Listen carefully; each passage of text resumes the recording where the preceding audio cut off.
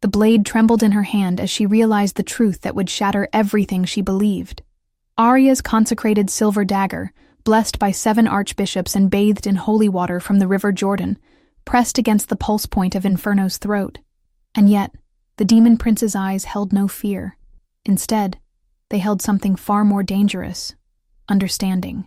"Do it," he whispered, his voice like velvet over broken glass, and she saw something that made her world tilt on its axis, tears of liquid fire streaming down his face, each drop hissing as it hit the obsidian floor of his throne room.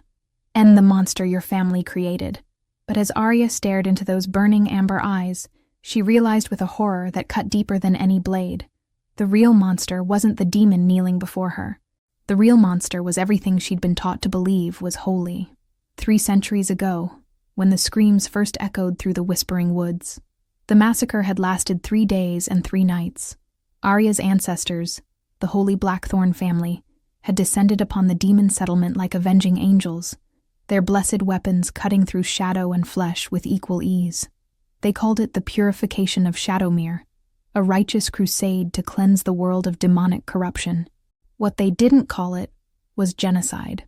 Inferno's father, the demon king Malphus, had found his son's body among the others, a child of barely 16 summers, his wings torn from his back, his throat slit with a consecrated blade. The boy had been trying to protect the younger ones, the demon children who played in meadows of black roses and sang lullabies in the ancient tongue. The binding curse that followed was written in blood and sealed with a father's grief. A daughter for a son, a life for a life, until the debt is paid in full. Now, 300 years later, Aria stood at her own wedding altar, not the one she'd expected, draped in white silk and spring flowers, but one carved from volcanic glass and surrounded by pillars of hellfire. The chains that bound her wrists were forged from her family's guilt, each link inscribed with the name of a child her ancestors had murdered. "I'll kill you on our wedding night," she had promised through gritted teeth, as the demonic priest spoke words in a language that made her bones ache. Inferno's response had been barely a whisper, but it carried the weight of centuries. "I'm counting on it." The palace of hell was nothing like the fire and brimstone Aria had been taught to expect. Instead, she found herself walking through corridors of black marble veined with silver, where the walls themselves seemed to pulse with a heartbeat that wasn't quite her own. Tapestries depicting scenes of impossible beauty hung between windows that looked out onto gardens where flowers bloomed in shades that had no names in the human world. "Surprised?" Inferno's voice came from behind her, and she spun around, her hand instinctively reaching for the dagger at her thigh. He stood in the doorway of what she assumed was to be their shared chamber, still wearing the ceremonial robes from their binding, deep crimson silk that seemed to move like liquid shadow across his form. "I expected torture chambers and lakes of fire," she admitted, hating how her voice betrayed her confusion. "Not this. This is the reformed wing," he said, stepping into the room with a grace that reminded her uncomfortably of a predator. But there was something else in his movement, a careful distance, as if he was giving her space to breathe, the part of hell where souls come to heal, not to suffer. Aria's training kicked in. The lessons Father Marcus had drilled into her since childhood. Demons lie. It's their nature. Trust nothing they say, nothing they show you. Demons don't heal souls. They corrupt them. Something flickered across Inferno's face. Pain, perhaps, or disappointment. "Is that what they taught you?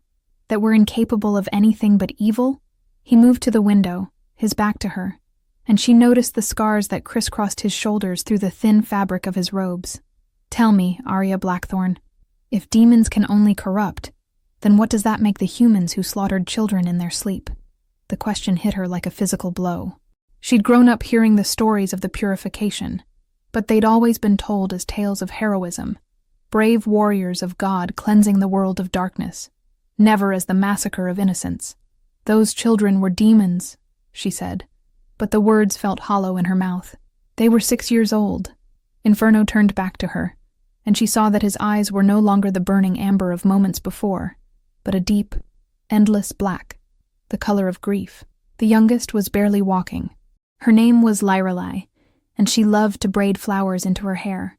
She was trying to hide under her bed when your great-great-grandfather found her. Aria's hand tightened on her dagger's hilt. "You're lying. Am I?"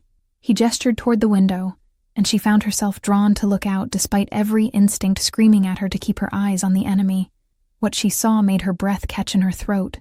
Below them stretched a garden unlike anything she'd ever imagined. Children, dozens of them, played among flowers that chimed like bells in the gentle breeze. Their laughter rose up to the window, pure and joyful, and she could see that while some had the pointed ears and small horns that marked them as demonic, others looked entirely human. "The Garden of Lost Souls," Inferno said softly. "Children who died too young, before they could choose between good and evil. They play here while they decide what they want to become in their next life. Some choose to be reborn as humans. Others prefer to remain as they are. All of them are loved." One of the children, a little girl with silver hair and tiny wings, looked up at the window and waved. Without thinking, Aria raised her hand to wave back, then caught herself and jerked it down. "This is an illusion," she said desperately. "A trick to make me lower my guard." "If it were an illusion," Inferno said, and there was something almost gentle in his voice, would it matter? Would the joy on their faces be any less real? Would their laughter be any less beautiful? Aria turned away from the window, her mind reeling. Everything she'd been taught, everything she'd believed about the nature of good and evil, was crumbling around her like sand. "What do you want from me?" "I want you to see," he said simply. "I want you to understand that the world is not divided into the righteous and the wicked. There are only those who choose love, and those who choose fear. And which are you?" The question slipped out before she could stop it. Inferno smiled, and for the first time, it reached his eyes. "I'm the demon who spent 3 centuries trying to prove that even hell can be redeemed. The question is, Aria Blackthorne, which are you?" As if summoned by his words, a soft knock came at the door. Before either of them could respond, it opened to reveal a small figure, the silver-haired girl from the garden, her tiny wings fluttering with excitement. "Papa Inferno!" she cried, launching herself into his arms with the fearless trust of a child. "Is this the pretty lady who's going to be our new mama?" Aria's world tilted again, as she watched the Prince of Hell catch the child with infinite gentleness, his scarred hands cradling her as if she were made of spun glass. The little girl turned to look at Aria with eyes like starlight, and when she smiled, Aria felt something crack open in her chest, something that had been frozen solid since the day she'd first picked up a blessed blade. "Hello, Mama," the child said, reaching out one small hand toward her. "My name is Lirelai." The name hit Aria like a consecrated bullet to the chest. Lirelai, the child Inferno had spoken of, the one who had died hiding under her bed while Aria's ancestor hunted her like an animal. But here she was, alive and laughing, calling a demon Papa, and reaching for Aria with the innocent trust of someone who had never learned to fear. "That's impossible," Aria whispered, her voice barely audible over the thundering of her own heartbeat. "She's dead. She died 300 years ago."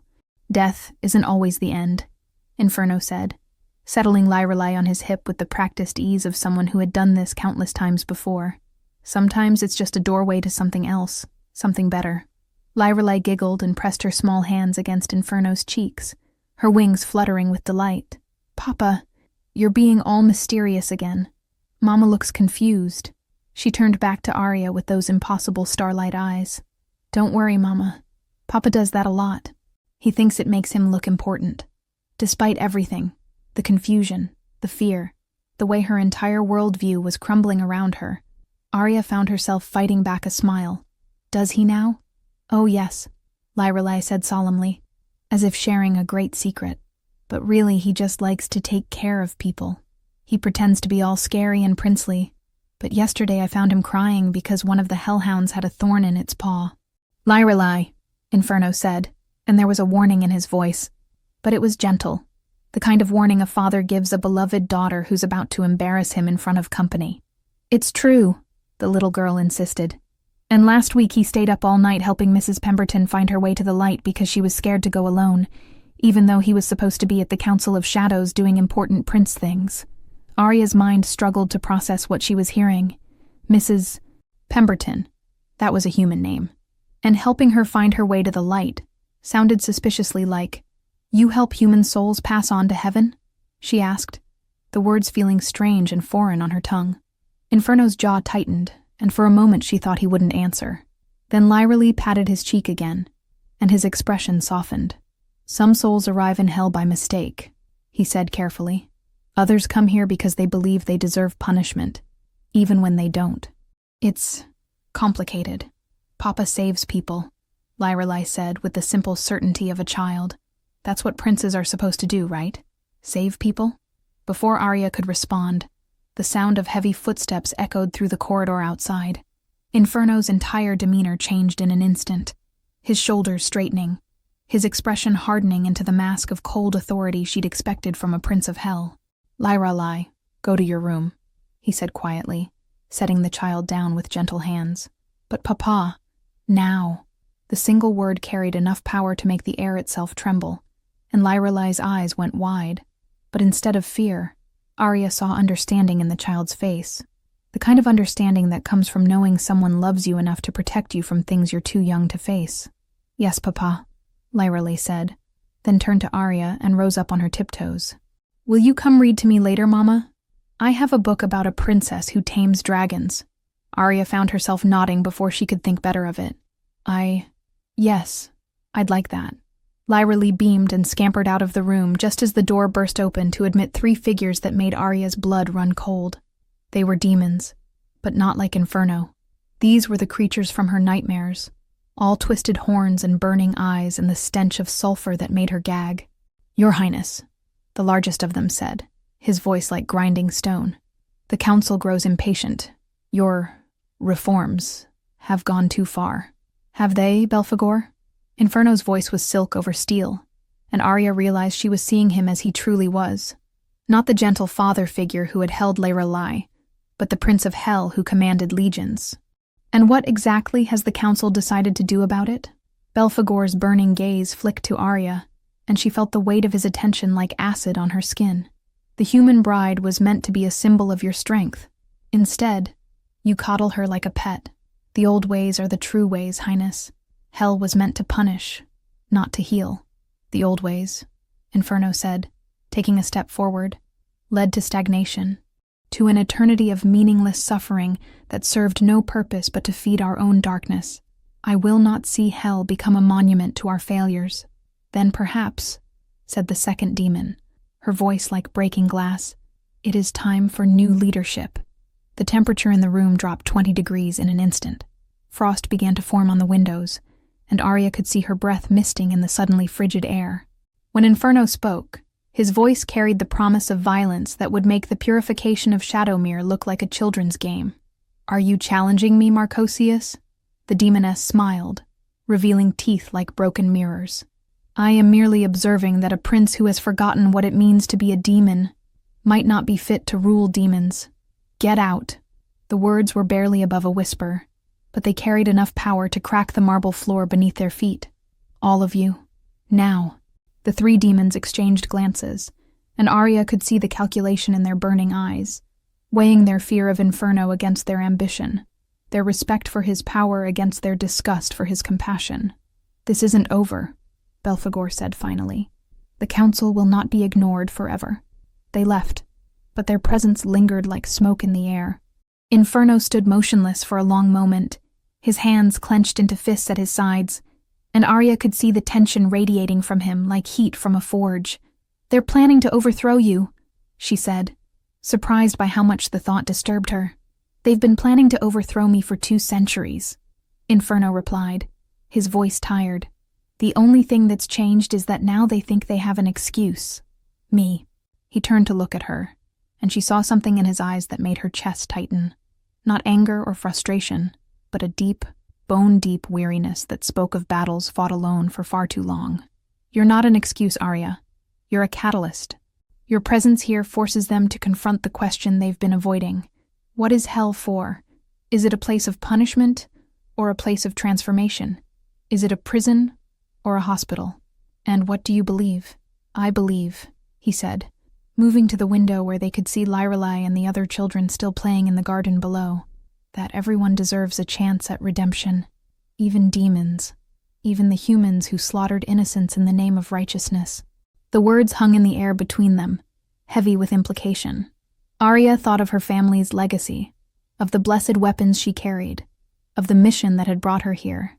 She thought of Lyra Lee's trusting smile, and the way Inferno had held her with such infinite gentleness. "Even me?" she whispered. Inferno's reflection in the window smiled, and for the first time since she'd arrived in hell, Aria didn't feel like prey being stalked by a predator. She felt like a lost soul, who had finally found someone willing to help her find her way home. Especially you. The training grounds of hell were nothing like the sterile practice rooms of the church where Aria had learned to wield blessed steel.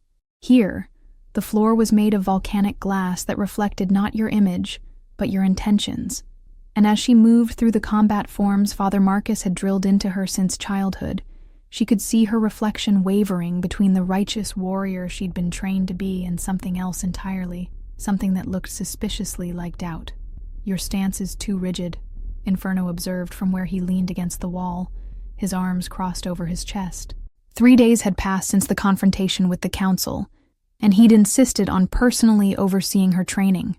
"You're fighting like you're in a cathedral, not a battlefield." "I was trained by the best demon hunters in the church," Aria replied through gritted teeth, adjusting her grip on the practice sword he'd given her, a blade forged from meteoric iron that hummed with power but felt wrong in her hands, too light and too eager for violence.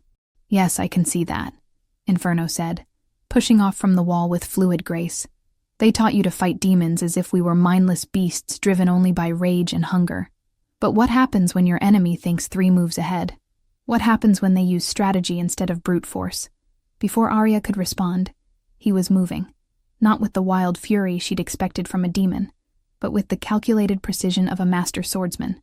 His blade, wreathed in shadows that seemed to drink the light from the air around them, met hers in a clash that sent vibrations up her arm and into her very bones. "Feel that?"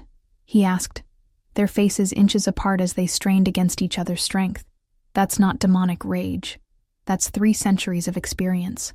He disengaged and spun away, his blade tracing patterns in the air that left after images of darkness. Aria lunged forward, following the attack patterns she'd memorized, but he wasn't where her training said he should be. Instead, he was behind her, the edge of his sword resting gently against her throat. "Dead," he said softly, his breath warm against her ear. "Your teachers prepared you to fight monsters, not warriors."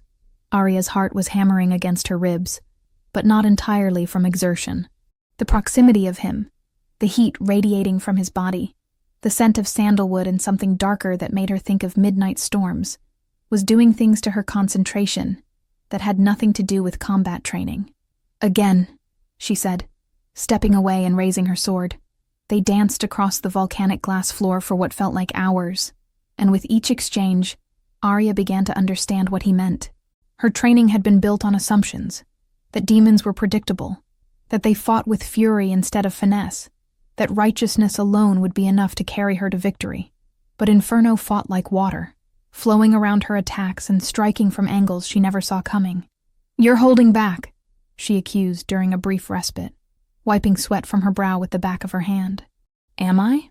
There was something almost playful in his voice, and when she looked at him, she saw that he wasn't even breathing hard. "Or are you finally starting to fight like yourself, instead of like the weapon they tried to make you?" The words hit her like a physical blow. "I am not a weapon, aren't you?" He set his sword aside and moved closer, his amber eyes searching her face with an intensity that made her want to look away. "Tell me, Aria, when was the last time you made a choice that wasn't dictated by your training? When was the last time you wanted something just because you wanted it, not because it served the church's mission?" She opened her mouth to answer, and found she couldn't. Every decision she'd made, every path she'd chosen, had been guided by the teachings of Father Marcus and the expectations of her family's legacy. Even her hatred of demons had been inherited, passed down like a sacred trust from one generation to the next. "I chose to come here," she said finally. "I chose to honor the blood debt. Did you?" Inferno's hand came up to cup her cheek, his thumb tracing the line of a scar she'd earned in her first demon hunt. "Or did you simply accept that you had no other choice? There's a difference between choosing your fate and surrendering to it." His touch was gentle, almost reverent, and Aria found herself leaning into it, despite every instinct screaming at her to pull away. This close, she could see the flecks of gold in his amber eyes, could count the individual scars that crisscrossed his throat where someone, probably one of her ancestors, had tried to cut it. "What do you want from me?" she whispered, the same question she'd asked 3 days ago, but with an entirely different meaning now. "I want you to choose," he said simply. "Not as a Blackthorne, not as a demon hunter, not as payment for a blood debt. I want you to choose as Aria, whoever she is beneath all the expectations and obligations." Before she could respond, the sound of running footsteps echoed through the training grounds. They sprang apart just as Lorelei burst through the doors, her small face flushed with excitement and something that might have been fear. "Papa! Mama!" she cried, launching herself into Inferno's arms. "There's a man here. A human man with scary eyes, and he says he's come to take Mama home." Aria's blood turned to ice in her veins. There was only one human who would dare enter hell uninvited. Only one person who would refer to her as someone who needed to be taken home. "Father Marcus," she breathed. Inferno's expression darkened, and she could see the Prince of Hell emerging from behind the mask of the patient teacher. "Where is he?" "In the throne room," Lorelei said, clinging to his neck. "He has a big sword, and it makes the air smell like burning. The other demons are scared of him, but I don't think you should be scared, Papa. You're stronger than anybody. Stay here with Lorelei," Inferno commanded, setting the child down gently. "Whatever happens, don't—" "No." Aria's voice was stronger than she felt. "He came for me. This is my responsibility." "Aria, he's my mentor," she said, though the word felt strange on her tongue now. "My teacher. If anyone can make him understand what's really happening here, it's me." Inferno studied her face for a long moment, and she could see him weighing her words against his instinct to protect. Finally, he nodded. "Together then. But if he threatens you—" "He won't," Aria said, though she wasn't entirely sure she believed it. The Father Marcus she'd known had been stern, but caring. A man who'd dedicated his life to protecting humanity from the forces of darkness. But that was before she'd learned that darkness and light weren't as clearly defined as she'd been taught. They made their way through the corridors of the palace, Lorelei's small hand tucked securely in Aria's, as the child insisted on coming with them despite Inferno's protests. With each step, Aria could feel the weight of her old life pressing down on her, the expectations, the duty, the certainty that had once been her anchor, and now felt like chains. The throne room doors were massive things carved from a single piece of obsidian, and as they swung open, Aria saw a sight that made her heart clench, with a mixture of relief and dread. Father Marcus stood in the center of the room, his silver hair gleaming in the hellfire light, his blessed sword held at the ready. He looked exactly as she remembered, tall and imposing, with the kind of presence that commanded respect and obedience. But there was something different about his eyes, something cold and calculating that she'd never noticed before, or perhaps had never allowed herself to see. "Aria," he said, his voice carrying the authority of someone accustomed to being obeyed. "Thank God you're alive. I've come to bring you home." "This is my home now," she heard herself say, and was surprised by how much she meant it. Father Marcus's gaze flicked to Inferno, and Aria saw his lip curl with disgust. "The demon has corrupted you. I can see it in your eyes. The taint of hell has already begun to take hold. But it's not too late. The church has developed new purification rituals. We can cleanse you of this darkness." "What if I don't want to be cleansed?" The question slipped out before she could stop it, and she saw Father Marcus's face harden. "Want?" He laughed, but there was no humor in it. "Child, you have been exposed to the most insidious evil in creation. Your wants are no longer your own. They are the whispers of demons, designed to lead you astray." Lorelei pressed closer to Aria's side, her small body trembling. "Mama," she whispered, "why does the scary man want to hurt you?" Father Marcus's gaze dropped to the child, and Aria saw something flicker across his face. Recognition, perhaps, or calculation. "So," he said softly, "the demon uses children as shields now. How perfectly fitting." "She's not a shield," Aria said, her voice sharp with protective anger. "She's a little girl. She's an abomination," Father Marcus corrected, his hand tightening on his sword's hilt. "A twisted mockery of innocence designed to corrupt your maternal instincts. Look at her, Aria. Really look. Those aren't the eyes of a child. They're the eyes of a creature that has existed for centuries, feeding on the souls of the innocent. Aria looked down at Lyrelay, at the starlight eyes that were now wide with fear and confusion, at the small hands that clutched at her dress with desperate trust. She thought of the past 3 days, of Lyrelay's laughter as they read together, of the way the child had fallen asleep curled against her side, of the innocent questions about why some people were afraid of demons, when demons were just people with different shapes. "You're wrong," she said quietly. "Am I?" Father Marcus smiled, and it was the smile of a predator who had cornered his prey. "Then prove it. Kill the demon prince, take the child as evidence of hell's corruption, and return with me to face the church's judgment. Show me that you are still the righteous warrior I trained you to be." The silence that followed was deafening. Aria could feel Inferno's gaze on her, could sense the tension radiating from him as he waited to see what she would choose. But it was Lyrelay's small voice that broke the silence, trembling with the kind of fear that only children can feel when the adults they trust begin to act in ways they don't understand. "Mama, are you going to hurt Papa?" Aria looked down at the child. This little girl, who had died 3 centuries ago trying to hide from Aria's own ancestors, who had been given a second chance at life and had chosen to spend it bringing joy to others. She thought of Inferno's gentle hands as he held her, of the way he'd spent sleepless nights helping lost souls find their way to peace, of the garden where children played among flowers that sang. She thought of the choice he'd asked her to make, not as a Blackthorne, not as a demon hunter, but as herself. "No," she said, her voice steady and sure. "I'm not going to hurt anyone."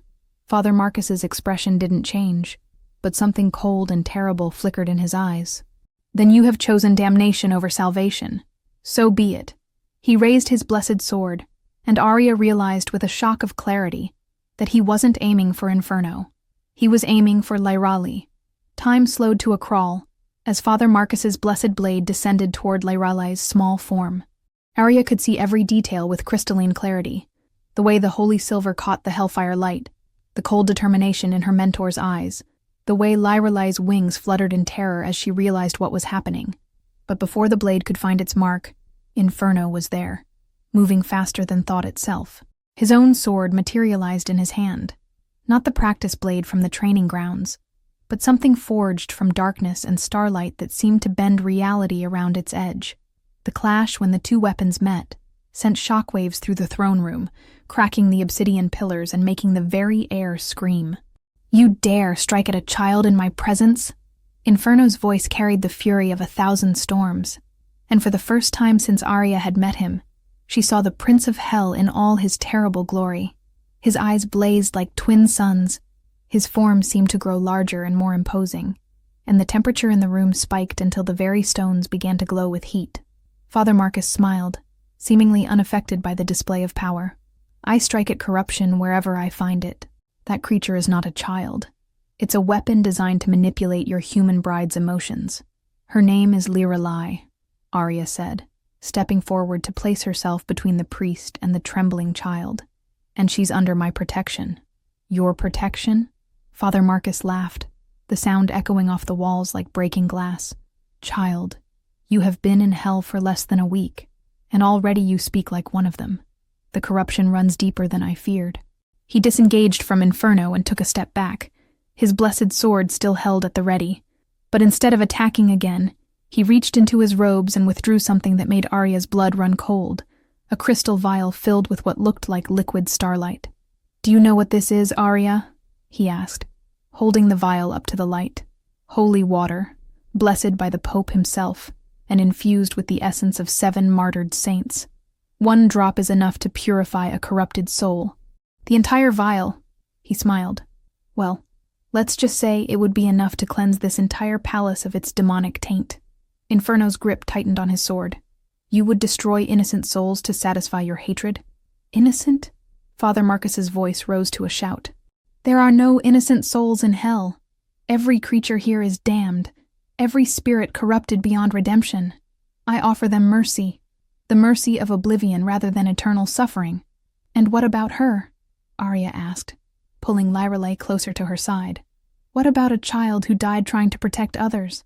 What about souls who come here by mistake, or who are working to earn their way to something better?" "Lies," Father Marcus said dismissively. Pretty lies told by demons to corrupt the faithful. There is no redemption in hell, Aria. There is only damnation wearing the mask of hope. As he spoke, Aria began to notice things she'd never seen before, or perhaps had never allowed herself to see.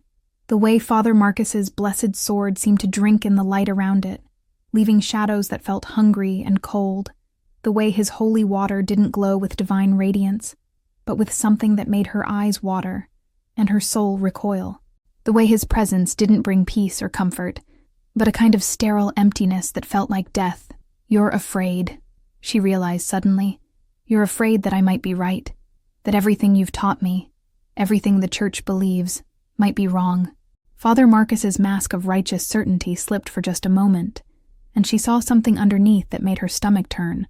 Not the face of a holy warrior, but of a man who had built his entire identity on the certainty of his own righteousness, and couldn't bear to have that certainty questioned. I am afraid, he admitted, his voice dropping to a whisper. I am afraid of what you're becoming. I am afraid of the questions you're asking. I am afraid that if I let you continue down this path, you will damn not only yourself, but everyone who follows you. Then let me choose my own damnation, Aria said, surprised by the strength in her own voice. Let me make my own mistakes and face my own consequences. Isn't that what free will is supposed to be about? Free will is a luxury we cannot afford when the stakes are eternal souls, Father Marcus replied. Sometimes, child, love means making the hard choices for those too corrupted to make them for themselves. He raised the vial of holy water, and Aria could see his intention written in the grim set of his jaw. He was going to shatter it against the floor, releasing its contents to spread throughout the palace like a plague of purification. Every soul within its reach would be destroyed, not cleansed, not redeemed, but simply erased from existence, including Lirelei. No, Aria said, and her voice carried a power she didn't know she possessed. I won't let you.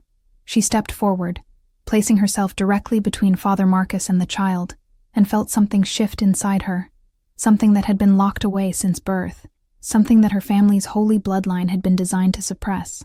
Power flowed through her veins like liquid fire, and she could feel her eyes beginning to glow with an inner light that had nothing to do with divine grace. Aria, Inferno said, his voice tight with something that might have been fear. Don't. You don't understand what you're doing. But she did understand, with a clarity that cut through her like a blade. The power flowing through her wasn't holy. It was demonic. The Blackthorne bloodline wasn't pure human, as she'd been taught.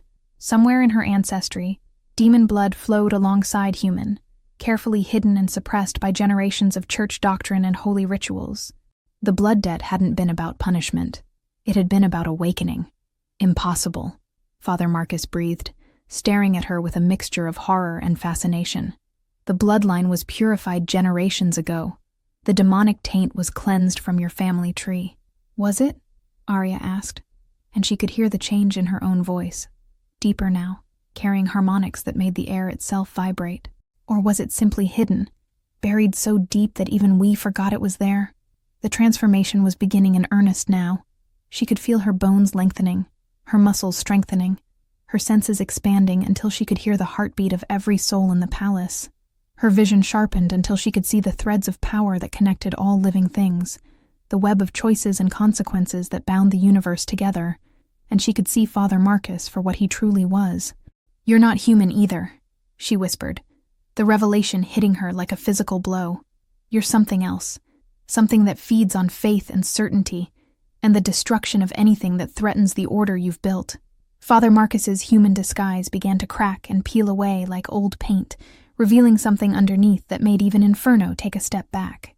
His skin became pale as bone, his eyes turned the color of winter ice, and when he smiled, his teeth were sharp as razors. Very good, he said, his voice now carrying the sound of wind through empty churches.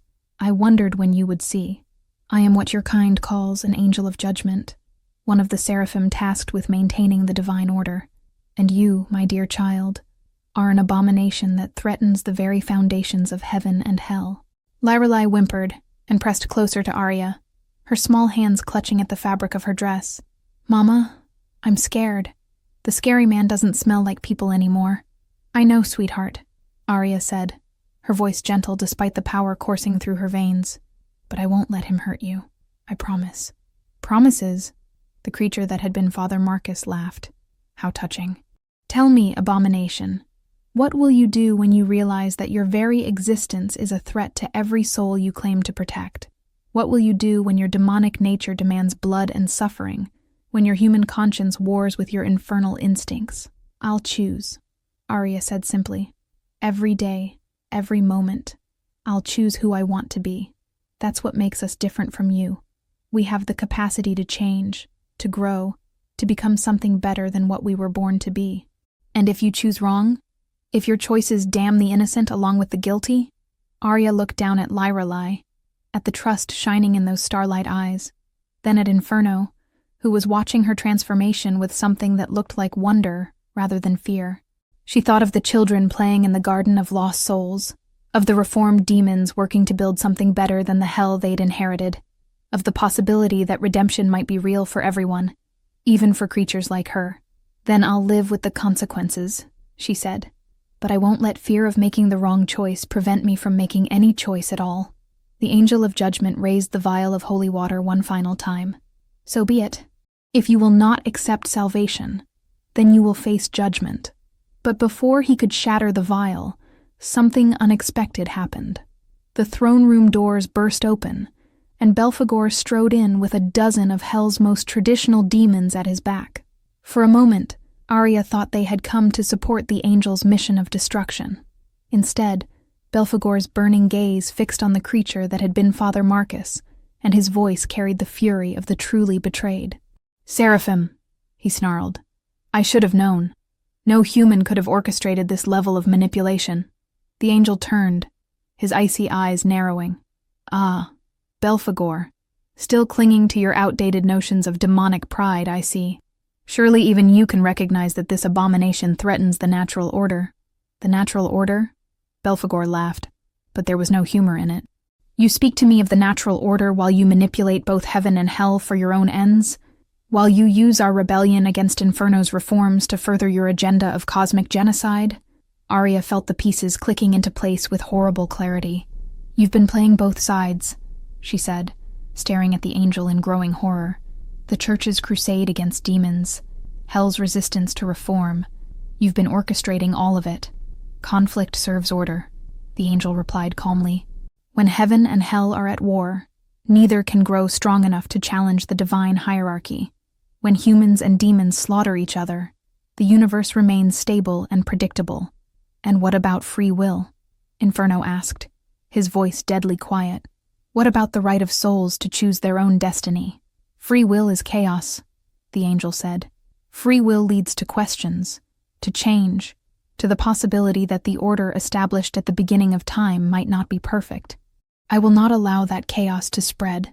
He raised the vial again, but this time it was Belphegor who moved to stop him.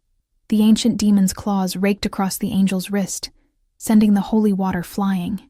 It shattered against the far wall, its contents hissing and steaming as they ate through the obsidian like acid. "Enough," Belphegor growled. "I may disagree with Inferno's methods, but I will not see hell destroyed by an angel's arrogance." The battle that followed was unlike anything Aria had ever witnessed. Angels and demons, creatures of order and chaos, clashed in a symphony of violence that shook the very foundations of reality. But through it all, she found herself focused on something else entirely. The way Lyrelai clung to her with absolute trust. The way Inferno fought not with rage, but with the desperate precision of someone protecting everything he loved. And she realized that Father Marcus, the angel, had been wrong about one thing. Her demonic nature didn't demand blood and suffering. It demanded protection, justice, the fierce love that would burn down the world to keep the innocent safe. When the dust settled and the angel lay defeated, though not destroyed, creatures like him were too fundamental to reality to be truly killed. Aria found herself standing in the ruins of the throne room, her transformation complete. She had wings now, not the feathered wings of angels, or the leathery wings of traditional demons, but something entirely new. They looked like they were made of starlight and shadow woven together, beautiful and terrible and utterly unique. "So," Belphegor said, studying her with eyes that burned like coals, The prophecy was true after all. The Bridgewalker has awakened. The what? Aria asked, though part of her already knew the answer. The one who walks between worlds, Inferno said softly, moving to her side. The one who can unite heaven and hell, order and chaos, redemption and justice. The one who will either save us all or damn us all. Lyrelai tugged on Aria's dress, her small face serious. Does this mean you're really our mama now? Forever and always? Aria looked down at the child, then at Inferno, then at the assembled demons who were watching her with a mixture of hope and fear. She thought of the choice he'd asked her to make, not as a Blackthorne, not as a demon hunter, but as herself, forever and always, she promised, and felt the words settle into her bones like an oath written in starfire. But even as she spoke, she could see the angel's icy smile as he was dragged away by Belphegor's forces. The battle was won, but the war was just beginning. And somewhere in the distance, she could hear the sound of gates opening. Not the gates of hell, but something far more dangerous. The gates of heaven itself, and the army of angels marching through them. The transformation was killing her. Aria could feel it in every cell of her body, the way her human flesh fought against the demonic power trying to reshape it, the way her bones screamed as they lengthened and strengthened, the way her very soul seemed to be tearing itself apart as it tried to accommodate two natures that should have been incompatible. She was dying, and being reborn, and dying again, all in the space between one heartbeat and the next. "Fight it," Inferno whispered, his hands gentle on her face as she convulsed on the floor of what had once been his throne room. "Don't let the transformation consume you. You are more than the sum of your parts, human and demon, order and chaos. But above all, you are Aria." Through the haze of agony, she could hear Lyrelai crying, could feel the child's small hands clutching at her arm. "Mama, please don't leave us. Please don't go where I can't follow." The words cut through the pain like a blade of pure love, and Aria forced her eyes open to look at the little girl who had become her daughter in every way that mattered. Lyrelai's face was streaked with tears that glowed like liquid starlight, and her small wings were wrapped around herself, as if she could hold her own fear at bay through sheer force of will. "I'm not going anywhere," Aria managed to say, though speaking felt like swallowing broken glass.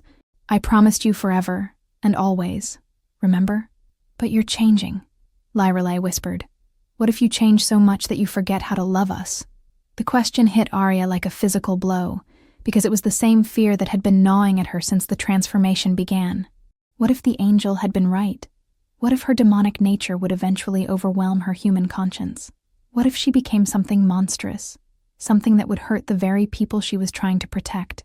But then she looked at Inferno, saw the way he was watching her with eyes full of hope and terror and absolute faith, and she remembered something he'd told her in the training grounds.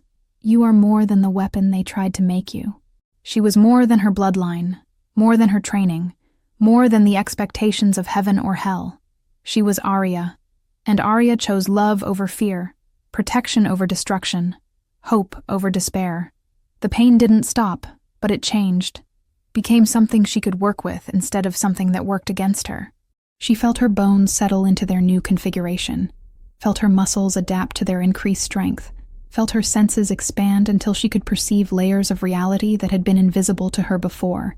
And with that expanded perception came understanding. "The prophecy," she breathed, struggling to sit up despite Inferno's protests. "The Bridgewalker. It's not about uniting heaven and hell through conquest or conversion. It's about showing them that the divisions between them are artificial." Belphegor, who had been standing guard at the ruined doorway, turned to look at her with something that might have been respect. "Explain." Aria rose to her feet, testing her new strength, marveling at the way the world looked different through her transformed eyes. She could see the threads of connection that bound every soul to every other soul, could see the way love and hatred and fear and hope flowed between them like rivers of light and shadow. "Angels and demons aren't opposites," she said, her voice carrying new harmonics that made the air itself sing. "They're two sides of the same coin, order and chaos, structure and freedom, judgment and mercy. But they've been at war for so long that they've forgotten they need each other to exist." Pretty words," Belphegor said, though his tone was less dismissive than it might have been. But how do you propose to convince beings who have been enemies since the dawn of creation to suddenly embrace each other as brothers? Aria smiled and felt the power of her new nature flowing through her like wine. I don't.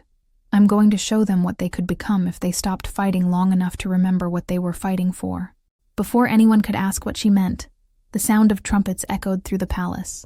Not the harsh brass of human instruments, but the crystalline perfection of angelic horns that could shatter mountains and remake the laws of physics with their song. The host of heaven, Inferno said grimly, moving to the window to look out at the sky above hell. They're coming.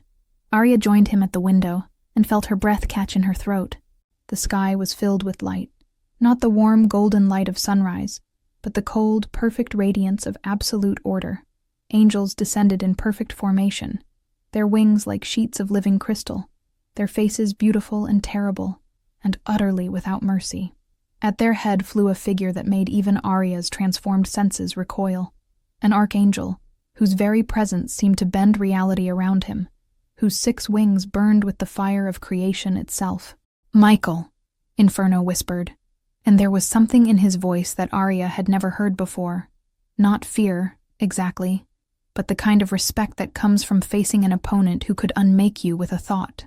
The sword of heaven, Belphegor added, his own voice tight with old memories. I fought him once, during the first rebellion. I still bear the scars. Lyrelei pressed close to Aria's side, her small body trembling. Are they coming to hurt us, Mama?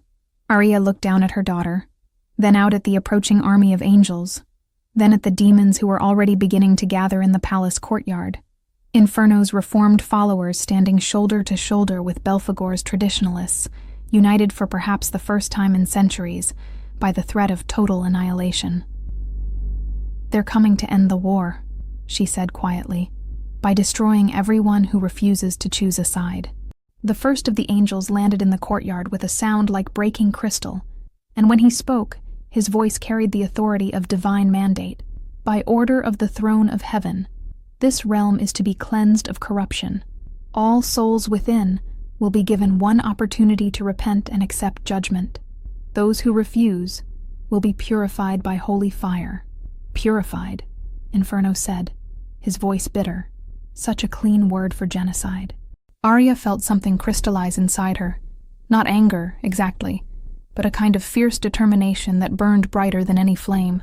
She had spent her entire life being told what she was supposed to be, what she was supposed to believe, what she was supposed to fight for. The church had tried to make her a weapon against demons. The angel of judgment had tried to use her as a tool for cosmic order. Even her own transformation had tried to force her into the role of prophesied savior, but she was done being what other people wanted her to be. Lyrelei, she said, kneeling down to look the child in the eyes, I need you to do something very important for me. Can you be brave? The little girl nodded solemnly. I can be brave for you, Mama. I need you to go to the Garden of Lost Souls and gather all the children. Take them to the deepest part of the palace, where the walls are strongest. Can you do that? What about you? Lyrelei asked, her starlight eyes wide with fear. Aria smiled and pressed a kiss to the child's forehead. I'm going to do what mamas do. I'm going to protect my family. As Lyrelei ran off to gather the other children, Aria turned to face Inferno and Belphegor. I need to ask something of both of you. Something that goes against everything you've believed about the nature of your existence. Name it, Inferno said without hesitation. Belphegor was more cautious. Speak your request, Bridgewalker. I will consider it. I need you to trust me, Aria said simply. Not because of prophecy, not because of power, but because sometimes the only way to win a war is to refuse to fight it. Before either of them could respond, she was moving, not toward the courtyard where the angels waited, but toward the highest tower of the palace, where the ancient summoning circles had been carved into the stone itself. She could feel Inferno following her, could sense his confusion and growing alarm as he realized what she intended to do. Aria, no, he said as they reached the tower room. You don't understand the forces you're trying to manipulate. The summoning circles were designed to call individual demons, not to call heaven and hell to account for their crimes, she finished, already beginning to trace new patterns in the air above the ancient stone. Not to demand that they justify an eternity of war fought over the souls of innocents. Her transformed power flowed into the summoning circle, but instead of the traditional demonic sigils, she found herself carving something entirely new. Symbols that represented not conquest or submission, but balance, choice, the radical idea that maybe, just maybe, the universe didn't have to be divided into camps of absolute good and absolute evil. "What are you doing?" Inferno asked, though his voice suggested he was beginning to understand. "I'm calling a trial," Aria said, her voice carrying the authority of her new nature. "Heaven wants to judge hell? Fine, but they're going to do it properly, with evidence and witnesses and the chance for the accused to defend themselves. And if they refuse..." She completed the final symbol, and the summoning circle blazed to life with power that made the very foundations of reality tremble. The light that erupted from it was neither the cold radiance of heaven, nor the burning fire of hell, but something entirely new, the warm, complex light of a star being born. "If they refuse," she continued, her voice now carrying harmonics that could be heard in every realm of existence, "then they'll have to explain to every soul in creation why they think might makes right." The summons went out like a shockwave, carrying her challenge to the highest courts of heaven and the deepest councils of hell.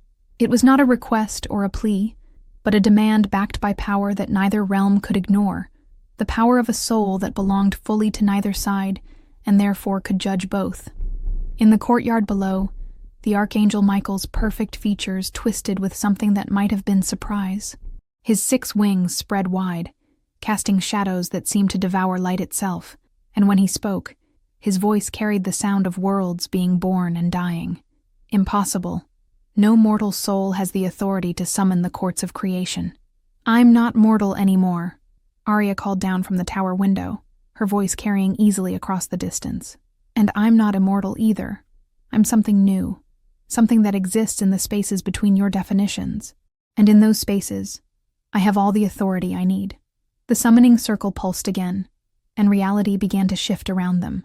The palace courtyard expanded, its boundaries stretching until it could accommodate beings whose true forms were too vast for any single dimension.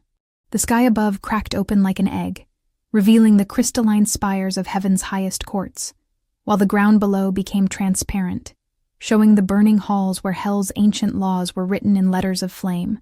And from both realms, they came. The seraphim descended first, beings of pure order whose very presence made the air itself organize into perfect geometric patterns. Their leader was a creature of such terrible beauty that looking directly at him was like staring into the heart of a star, but Aria's transformed eyes could bear the sight. This was Uriel, the flame of God, whose sword had barred the gates of Eden and whose judgment had destroyed cities. From hell rose the archdukes, the first demons, the ones who had chosen rebellion over submission, and had paid the price in eternal exile. Belphegor was among them, but he seemed small and young compared to these ancient powers. Their leader was a figure Aria recognized from Inferno's memories, Lucifer himself, the morning star, whose beauty had not dimmed despite eons of exile. "This is unprecedented," Uriel said, his voice like the sound of creation itself. "No soul has ever dared to summon both courts simultaneously." "Unprecedented times call for unprecedented actions," Aria replied, stepping out onto the tower's balcony where all could see her. Her wings spread wide, starlight and shadow woven together in patterns that hurt to look at directly. "I call upon the ancient laws that govern all existence. I invoke the right of challenge." A murmur went through both assembled courts. The right of challenge was older than heaven and hell, older than the war between them. A fundamental law written into the fabric of reality itself that said any soul could demand justice if they were willing to stake their existence on the outcome. "You would challenge the will of heaven?" Michael asked, his hand moving to the hilt of his flaming sword. "And the traditions of hell?" Lucifer added, his own voice carrying the music of rebellion. "I challenge the assumption that they have to be enemies," Aria said simply. "I challenge the idea that souls must choose between order and freedom, between justice and mercy, between love and law. I challenge the very foundation of a war that has raged for eternity and accomplished nothing but suffering." Silence fell over the assembled courts. Even the wind seemed to hold its breath, as beings older than stars considered her words. Finally, Uriel spoke. "And what would you have us do, Bridgewalker?" Abandon the principles that define our very existence? I would have you remember why those principles mattered in the first place, Aria replied. Heaven exists to protect and guide souls toward their highest potential. Hell exists to test and strengthen souls through adversity. But somewhere along the way, you both forgot that you're supposed to be working toward the same goal, the growth and evolution of consciousness itself. She gestured toward the Garden of Lost Souls, where Lyrelai and the other children could be seen through the palace windows, huddled together but not in fear, in trust that the adults they loved would find a way to protect them. Look at them, she said.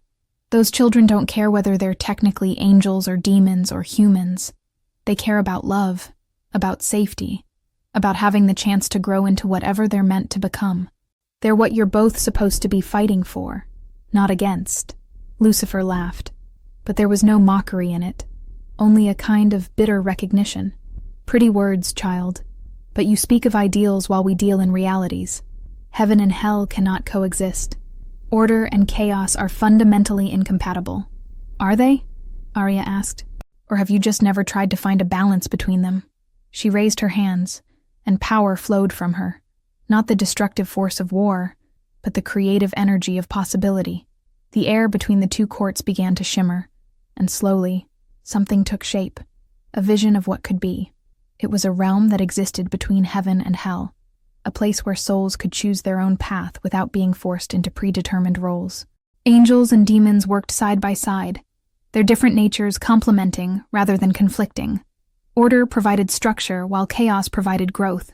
Justice was tempered by mercy, and mercy was strengthened by justice. This is what I offer, Aria said, her voice carrying the weight of absolute conviction. Not the destruction of either realm, but the birth of something new. A place where souls can be what they choose to be, not what they're told they must be. The vision hung in the air between them, beautiful and impossible and utterly real. For a moment, Aria thought she had succeeded. She could see wonder in the eyes of both courts, could feel the ancient hatred beginning to crack under the weight of possibility. Then, Uriel raised his flaming sword, and the vision shattered like glass. Heresy, he said simply. The order of creation is not subject to the whims of a half-breed abomination. Heaven will not compromise with corruption. And hell will not bow to tyranny, Lucifer added, his own power beginning to manifest as wings of living shadow. If heaven wants war, we will give them war. Aria felt her heart break as she watched centuries of hatred reassert itself, as fear and pride and the terrible comfort of familiar enemies overwhelmed the brief moment of hope she had created. But then she felt a small hand slip into hers, and looked down to see Lyrelai standing beside her on the balcony. I thought I told you to stay with the other children, she said gently. I did, Lyrelai replied. But then I realized something. You're not just our mama, you're everybody's mama now. And mamas don't fight alone. Behind the child came others, not just the demon children from the Garden of Lost Souls, but human souls who had found their way to hell through accident or mistake, reformed demons who had chosen love over hatred, even a few angels who had grown tired of endless war. They stood together on the balcony, a living testament to the possibility Aria had shown them. We choose her, said a voice from the crowd, one of Belphegor's former followers, a demon whose scars told the story of 1,000 battles. We choose the Bridgewalker and her vision of what we could become. And we choose love over fear, added a human soul, a woman who had died protecting her children and found herself in hell only because she had doubted her own worthiness of heaven. One by one they spoke their choice, demons and humans and the few angels brave enough to defy their superiors. Not all of them, not even most of them, but enough to show that change was possible, that the old divisions didn't have to define them forever. Uriel's perfect features twisted with rage. Then you have chosen damnation. So be it. He raised his sword, and the other seraphim followed suit, their combined radiance building to a crescendo that would have reduced the entire palace to ash and memory. But before they could strike, Aria stepped forward, her own power rising to meet theirs. She was no longer just the Bridgewalker of prophecy. She was a mother protecting her children, a woman who had chosen love over law, a soul who refused to accept that the universe had to be divided into camps of absolute good and absolute evil. If you want to destroy them, she said, her voice carrying the authority of someone who had nothing left to lose, You'll have to go through me." The battle that followed would be remembered in both heaven and hell as the moment everything changed, not because of who won or lost, but because of what it revealed about the true nature of power, love, and the choices that define us all. But that battle, and its consequences, would have to wait for the next part of the story. For now, Aria stood on the balcony of Hell's palace, surrounded by the souls who had chosen to believe in her vision, facing down the combined might of heaven's armies with nothing but love and the absolute conviction that sometimes the only way to save the world is to be willing to die for it. The war between heaven and hell was about to become something else entirely, a war for the right to choose one's own destiny, fought not with swords and fire, but with the most dangerous weapon of all, hope.